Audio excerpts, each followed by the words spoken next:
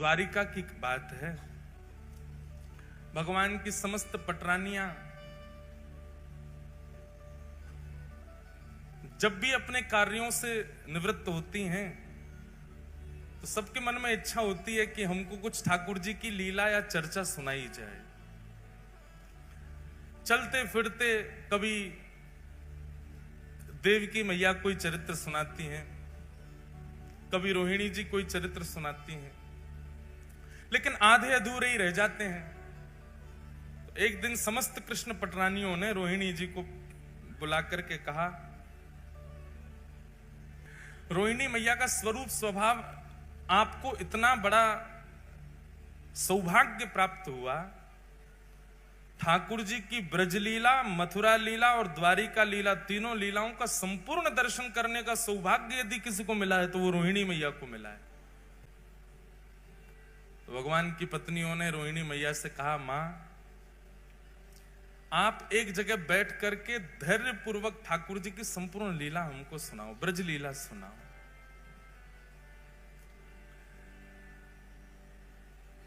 रोहिणी मैया कहने लगी, जब एक जगह बैठ के ही पूरी कथा होगी तो फिर सबको निमंत्रण दो, सबको बुलाओ, विधिवत कथा होगी, पूरे ब्रजमंडल की लीला हम सुनाएंगे, ठाकुर जी के जन्म से लेकर के अब तक की संपूर्ण लीला सुनाएंगी, सबको बुला के लाओ। तभी रुक्मणी आदि अष्टपटरानियां कहने लगी, मां सब आएंगे लीला में, लेकिन 3 लोग वर्ज्य रहेंगे। 3 लोगों को निषेध है कथा में आना। रुक्मणी जी बोली, कौन? रोहिणी मैया बोली, कौन? बोले सबसे पहले तो बलराम जी, जे नहीं आने चाहिए कथा में। रोहिणी मैया बोली, वाह, वक्ता के पुत्र को ही नहीं आने दोगे कथा में? हमारे लाला हैं बलराम जी, हम कथा सुनाएंगे, हमारे पुत्र को नहीं आने दोगी? अब मां आप समझो ना, वो जेठ जी हैं, और जेठ के आगे हमको इतना संकोच लगेगा कि जेठ जी बैठे हैं, कभी घूंघट करना, कभी आपने कोई कीर्तन गाया तो नाचने में भी संकोच होगा, जेठ जी बैठे हैं। इसलिए आप कृपा करके उनको तो दूर ही रखना। बेचारे बलराम जी के साथ में एक अन्याय तो हुआ कृष्ण लीला में। इसी कारण से जब रासलीला होती है तो रासलीला में हम गाते हैं, राधा नाचे कृष्ण नाचे, नाचे गोपी जन, मन मेरा बन गया सखीरी पावन वृंदावन। ब्रह्मा भी नाचे, शंकर नाचे, सूरज नाचे, चंद्र नाचे, तारे नाचे, सब ब्रह्मांड नाच रहा है, केवल एकमात्र बलराम जी नहीं नाचे। बलराम जी को रास में भी नहीं आने दिया किसी ने। क्यों? बलराम जी आए तो थे, जैसे ही रास में बलराम जी आए सब गोपियों ने घूंघट कर लिया। सब जेठ ही मानती हैं इनको, क्योंकि गोपियां भी सब कृष्ण को पति मानती हैं, ये बड़े भैया हैं, जेठ हो गए। जैसे ही गोपियों ने घूंघट किया, गोपियां सब खड़ी हो गई। अब ठाकुर जी हाथ पकड़े, नाचो। गोपियां कहें, जेठ जी खड़े, इनके आगे कैसे नाचो? तो ठाकुर जी बोले, दाऊ दादा, ये सब गोपियां नृत्य कर रही हैं, देखो गोपी बने शंकर जी भी घूम रहे हैं, गोपी बने ब्रह्मा जी भी हैं, सब गोपी हैं, आज आपको भी गोपी बन के आना पड़ेगा। दाऊ दादा बोले, मैं बनूंगा गोपी, मैं तो नहीं बनना। तो बोले, अब यहां तो एक ही पुरुष है, मैं, बाकी सब तो गोपी हैं। आप अब संकोच हो रहा है, ठाकुर जी कैसे कहें कि बाहर चले जाओ। बलराम जी समझ गए कि भैया हम बड़े हैवे को दुर्भाग्य हमारो कि हम यहां खड़े नहीं रह सकते। बेचारे बलराम जी चले गए। आज भी स्थान है, गिरिराज जी की परिक्रमा अगर कच्ची वाली आपने लगाई हो, भीतर वाली, तो कच्ची परिक्रमा लगाओगे तो वहीं पर स्थान पड़ता है लुक लुक दाऊ जी। क्या नाम है? Look look Dau ji. वहां बैठ करके कुंज में छिप करके श्री दाऊ दादाजी नेत्रों से नीर बहा रहे हैं और रास बिहार का दर्शन कर रहे हैं। वहां से लुक लुक कर रहे हैं, देख रहे हैं रास बिहार, इसलिए उस स्थान का नाम है लुक लुक दाऊ जी। वहां बैठ करके संपूर्ण रास का दर्शन किया बलराम जी ने। आज भी वही हुआ। सब कृष्ण पटरानियां कहने लगी, बोले कि कथा में 3 नहीं आएंगे, सबसे पहले बलराम जी, जेठ जी हैं, उनके आगे हम कथा में संकोच होगा। रोहिणी मैया बोली, ठीक है। दूसरा? बोले दूसरी सुभद्रा। बोले सुभद्रा जी क्यों नहीं आएंगे? बोले बहुत चंचल हैं, अरे कथा सुनते सुनते हमारे नेत्रों में अश्रु आ गए और हम कहीं रोने लग गए तो आके सामने बैठ जाएंगी, आप रो रही हो, क्या बात है, रो क्यों रही हो? अरे लीला ही तो सुना रही है मैया, आप रो क्यों रही हो? वो बहुत चंचल है, बहुत पूछती रहती हैं, बात बहुत करती हैं, इसलिए आप सुभद्रा जी को भी कह दो कि वो भी नहीं आवे कथा में। रोहिणी मैया बोले ठीक है। और तीसरे बोले, तीसरे द्वारिकाधीश। बोले क्यों, उनकी तो लीला है। बोले इसीलिए तो नहीं बैठा ना। अब आप कहोगे कि ठाकुर जी पीरी धोती पहन के नेक्स्ट से ठाकुर जी त्रिभंग लली ठाकुर जी मटक मटक के चल रहे हैं। अब कथा सुनकर के चिंतन करना चाहिए। हम चिंतन तो करेंगे नहीं, उनको देखेंगे, अच्छा ऐसे चल रहे थे। आप कहोगी कि वह गोपी के यहां जाकर के ऐसे माखन चुरायो, तो चिंतन तो हम करेंगे नहीं, उन्हीं को देखती रहेंगी। और कथा में वक्ता के वाणी और वक्ता के अलावा कोई और देखें, किसी और को देखना पड़े तो फिर कथा का रस नहीं आता। आजकल ये हो रहा है, कथाओं में झांकियां बना के रख देते हैं मंच पे। हम कोई विरोध नहीं कर रहे, पर कथा में नहीं होना चाहिए झांकी। कथा में झांकी कब आती है पता है? जब कथा में मन नहीं लगता तो झांकी बना बना के लाते हैं। चलो इससे तो मन लगे लोगों का, वो आकर्षण के लिए होता है, वो मनोरंजन के लिए होता है। कथा में तो वक्ता की वाणी सुनो, नेत्र बंद करके जो वो कह रहे हैं उसका चिंतन चित्त में करो। मन का मंथन होना चाहिए, मनोरंजन नहीं।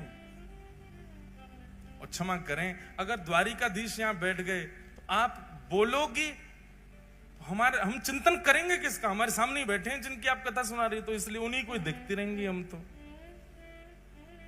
और फिर स्वभाव आ जाता है ना, जिसकी प्रशंसा सुनाई जाती है तो हम उसको अच्छा तेरी बात बता रहे हैं, ऐसे करता है, ये होता है। अब बोले आप कुछ भी बताओगी, हम श्री कृष्ण को, अच्छा तो ये सब किया आपने। तो इस कारण से कथा में वो भाव नहीं बन पाएगा जो बनना चाहिए।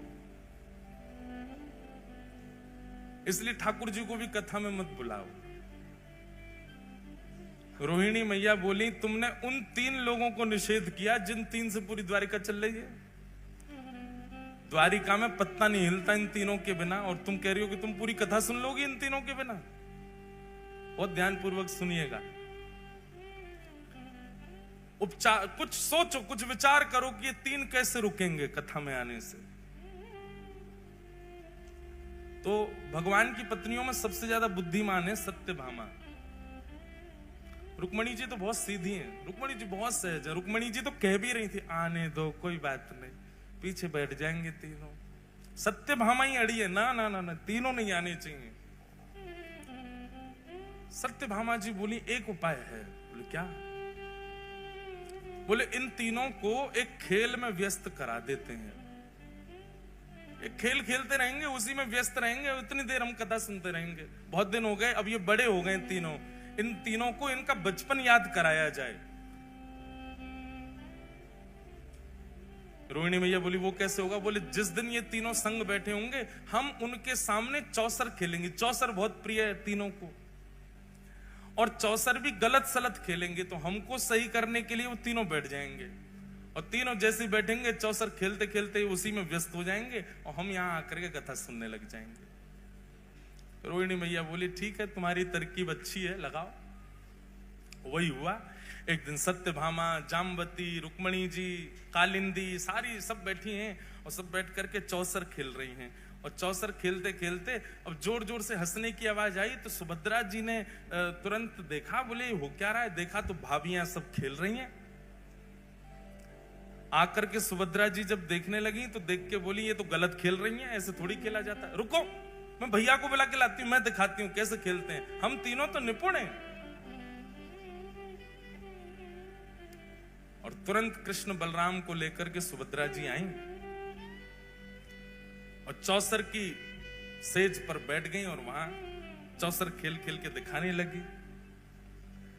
3 पक्ष बट गए, कुछ बलराम जी के, कुछ ठाकुर जी के, कुछ सुभद्रा जी के, सब पत्नियां बट गईं। अब तो थोड़ी देर तो इनका उत्साहवर्धन किया। हाँ हाँ बहुत अच्छा बहुत अच्छा, अरे बलराम जी आप तो कमाल हो, कभी ठाकुर जी आप कमाल हो, ऐसे सब नाटक हो रहा था वहां पे। इतने में धीरे धीरे धीरे पीछे से उठ करके सब पत्नियां ठाकुर जी की जा रही थी। और जैसी खेल समाप्त होने लग जाए तो सत्यभामा जी ऐसा कुछ करें कि वो चौसर का पूरा जो स्थान था, जो पूरा सामने रखा था, वो हिल जाए। अरे अब तो दोबारा से होगा और फिर शुरू हो जाए। ऐसे खेल में तीनों को तन्मय करके समस्त पटरानियां एक सभागृह में चली गईं और रोहिणी मैया आसन पर विराजमान होकर के ब्रज लीला सुनाने लगी। यहां पर चौसर में जीत गई कौन? सुभद्रा जी। अब सुभद्रा जी जैसे ही जीती, जीत करके उन्होंने कहा देखो भाभी जी जीत गई। देखी तो वहां कोई भी नहीं, सबरी चली गई। भैया एक भाभी जाए, 2 जाए, 10 जाए समझ आती है, 16 हजारों चली गई। कुछ तो गड़बड़ है। मुझे ऐसा लग रहा है कि हमको कहीं पर फंसाया गया है। और देख नहीं रहे हो, बिल्कुल शांति छा गई है पूरे महल में। ऐसा लग रहा है कोई है ही नहीं है। ताल में कुछ काला तो है। ठाकुर जी बोले हमें तो पूरी दाल ही काली लग रही है, कुछ काला नहीं है, ढूंढो। और ढूंढते ढूंढते पहुंचे। एक विशाल सभागृह था। रोहिणी मैया नेत्र बंद करके संपूर्ण लीला सुना रही हैं और सामने बैठ करके समस्त कृष्ण पटरानियां भाव आवेश में भाव विभोर होकर के ठाकुर जी की लीला सुन रही हैं। श्री यशोदा मैया लाल जी के छोटे छोटे हस्त कमलों में अपनी उंगली देख करके उनको चलना सिखा रही हैं। नन्हे नन्हे चरणों से ठाकुर जी कैसे चल रहे हैं, और जैसे ही चलते हैं यशोदा मैया अपनी उंगली हटा देती है। ठाकुर जी दोनों भुजा खड़ी करके एक पैर आगे रखते हैं और रख करके फिर ऐसे डामाडोल होते भय से नीचे गिर जाते हैं। ये सब लीलाएं बता रही हैं। सब पत्नियां हंस भी रही हैं और नेत्रों से प्रेमाश्रुओं को पहुंच करके यशोदा मैया को याद भी कर रही हैं। तभी प्रसंग आया कि श्री यशोदा मैया ठाकुर जी को पकड़ करके दहली लंगवावे ले गई हैं। लाला तू अब चलना सीख गया है, चल अब दहली लांग ले। चलना तो आगे हो, अब दहली लांगनू सीख ले। लाल जी दहली पे चढ़ तो गए, लेकिन पल्लंग को गहराई इतनी ज्यादा है कि ठाकुर जी नीचे उतर नहीं पा रहे हैं और अपने पाम के अंगूठासों बार बार नीचे देख रहे हैं कि जमीन आई कि नहीं, अब मैं उतरूं कि नहीं। और जैसे ही नीचे पाम करें जमीन गहरी है, सो ठाकुर जी जोर जोर से रो रहे हैं। यशोदा मैया कह रही अरे लाला तू काहे को रो रहा है? तो तुतला के ठाकुर जी कह रहे मैया जे दहली ना, जे दहली मुंह को मार है, जे दहली ऊंची है गई है, या तो कह दे ये नीची है जाए। ऐसी मधुर लीलाएं श्री रोहिणी मैया यशोदा मैया की और ठाकुर जी की बाल लीला की सुना रही हैं। सब नेत्र बंद करके भाव में कथा श्रवण कर रहे हैं। और तभी उस सभा के द्वार पर तीनों का आगमन हुआ। बलराम जी, बाल कृष्ण और सुभद्रा।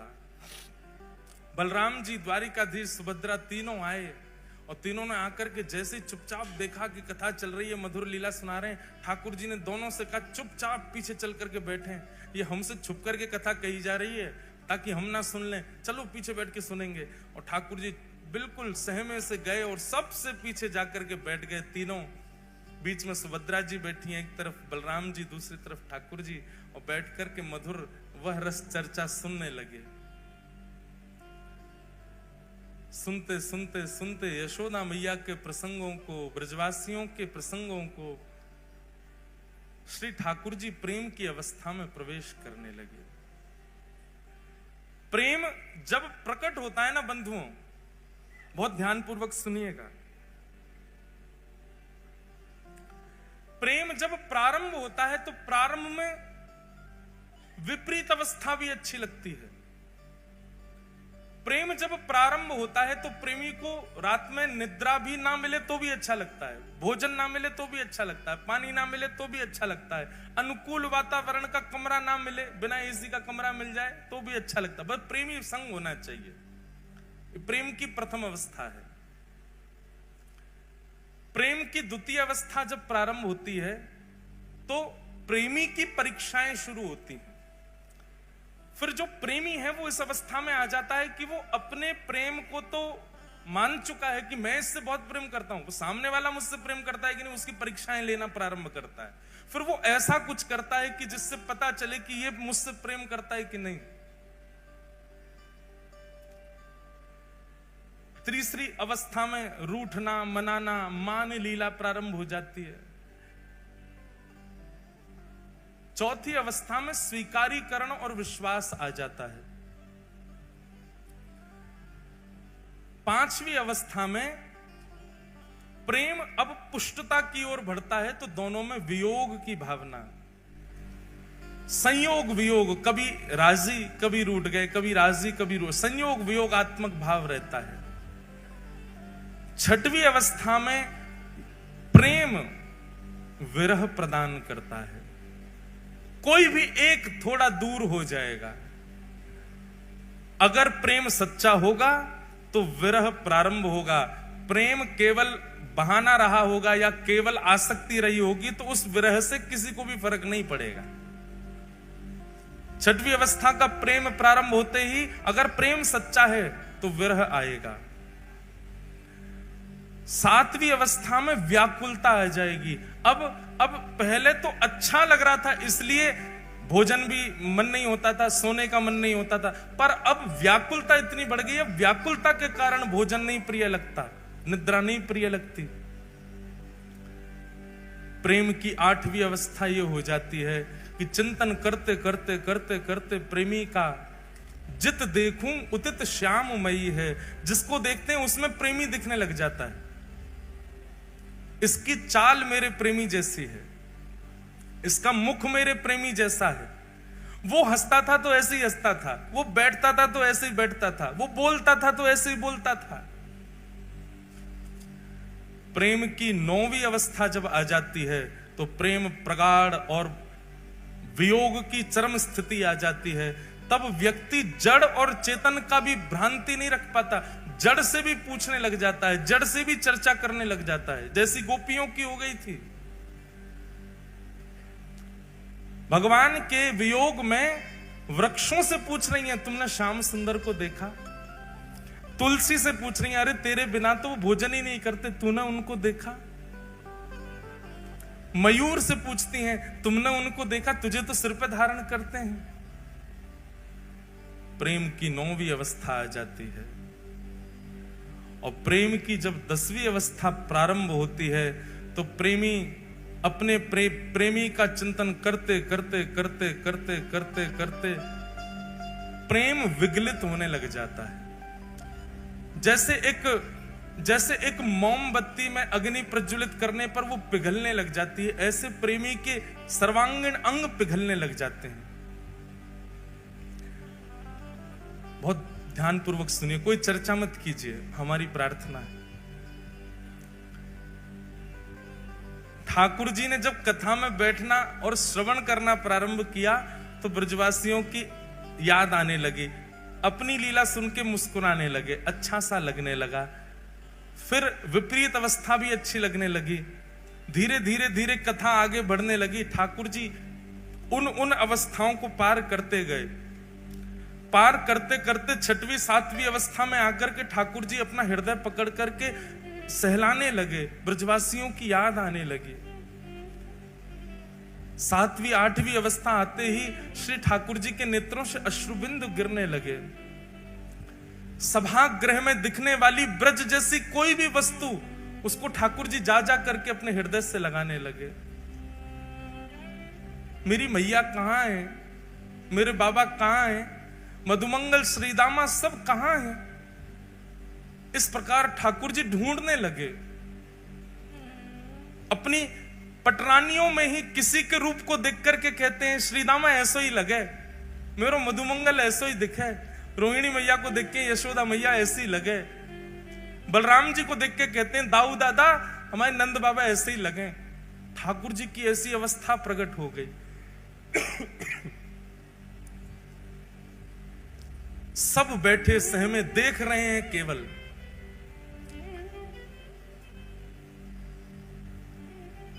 जैसे ही विरह की प्रेम की 10वीं अवस्था प्रारंभ हुई,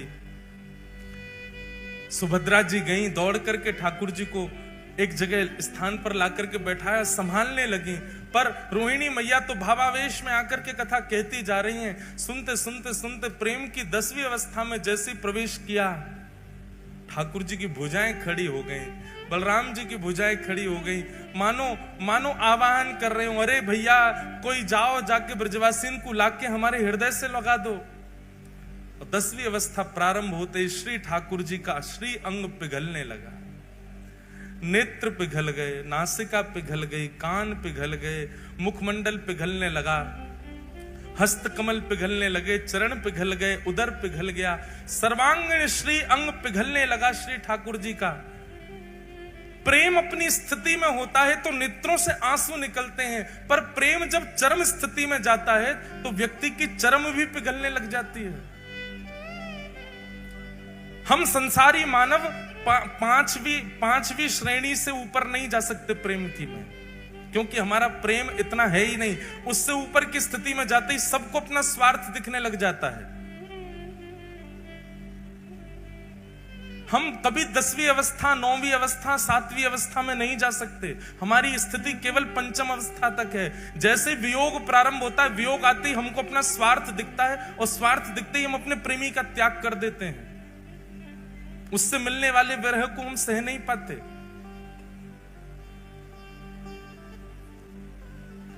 ठाकुर जी का श्री अंग पिघलने लगा। ठाकुर जी की इस अवस्था को देख करके देवता त्राहि माम करके दौड़ने लगे। दौड़े दौड़े गए श्री नारद जी के पास, और नारद जी से जाके कहा, नारद जी कुछ करिए। अगर रोहिणी मैया की कथा को अभी रोका नहीं गया तो श्री ठाकुर जी संपूर्ण जल निमग्न हो जाएंगे। तुरंत नारद जी महाराज आए। कथा इतनी प्रबल स्थिति में पहुंच चुकी है कि वहां जाकर के विक्षेप नहीं डाल सकता कोई। पर श्री नारद जी महाराज ने ठाकुर जी की स्थिति को देखा, और देखते हुए तुरंत रोहिणी मैया के चरणों में प्रणाम करते हुए, अपना करताल बजाते हुए रोहिणी मैया के भाव को भंग किया। नेत्र खुले रोहिणी मैया के, नेत्रों से विरल अश्रुधार गिर रही है, लाल पड़ गए नेत्र। नारद जी,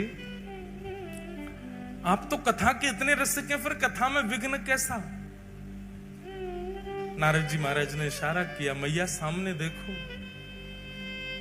पीछे बैठे द्वारिकाधीश बलभद्र और सुभद्रा, तीनों प्रेम की 10वीं अवस्था पार कर चुके हैं। उनका श्री अंग पिघल रहा है। यदि मैं आपकी कथा को थोड़ी देर और नहीं रोकता तो तीनों जल निमग्न हो जाते, नदी बनकर के बहने लगते।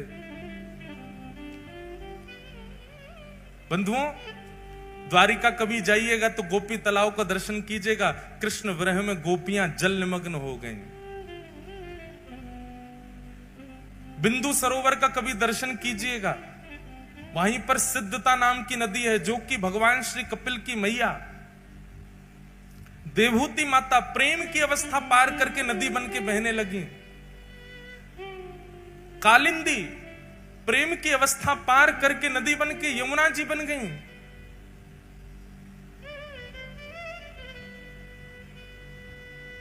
भगवान शिव का प्रेम ही श्री गंगा के रूप में परिवर्तित हो गया। प्रेम की अवस्था को जिसने पार किया वो बहने लगा। यदि उस समय नारद जी नहीं आते, कथा को नहीं रोकते, तो शायद जगन्नाथ प्रभु भी बहने लगते। कोई नदी ही प्रकट हो गई होती द्वारिका में। रोहिणी मैया से कहा, कथा को यहीं विश्राम दीजिए, ठाकुर जी का श्रीअंग पिघल रहा है। सब दौड़ करके गए, देखा बलभद्र, सुभद्रा और श्री जगन्नाथ, श्री द्वारिकाधीश, तीनों का श्री अंग प्रेम विगलित हो गया। नारद जी महाराज रुदन करने लगे, चरणों में प्रणाम करने लगे। भगवान, आप अपने रूप में प्रकट हो जाइए, नाथ ऐसा मत कीजिए। जगन्नाथ द्वारिकाधीश कहने लगे, नारद जी, पूरे विश्व को बताने के लिए कि प्रेम की अवस्था क्या होती है, यह स्वरूप मेरा सदा तुम्हारे चित्त में रहेगा। मैं अभी अपने पूर्व रूप में आ जाऊंगा, पर मेरे स्वरूप को तुम अपने चित्त में धारण करके रखो। कलिकाल में व्यक्ति इतना ज्ञान सहन नहीं कर पाएगा, वैराग्य अपने जीवन में ला नहीं पाएगा, पर वो प्रेम का अधिकारी बन पाएगा। उसको प्रेम स्वरूप बताने के लिए, प्रेम किसे कहते हैं यह दर्शाने के लिए, मेरा यह स्वरूप तुम्हारे हृदय से कलिकाल में पुनः प्रकट होगा। तब तक के लिए इस स्वरूप को तुम अपने चित्त में विराजमान कर लो। और वही ब्रजवासियों का प्रेम, वही श्री किशोरी जी, वही नंद बाबा यशोदा मैया के विरह में प्रेम जो प्रकट हुआ द्वारिकाधीश का, वही रूप कलिकाल में इंद्रद्युम्न राजा के द्वारा इस धराधाम पर प्रकट हुआ, जिनका नाम विश्व प्रसिद्ध श्री जगन्नाथ हुआ। बोलो जगन्नाथ महाप्रभु की।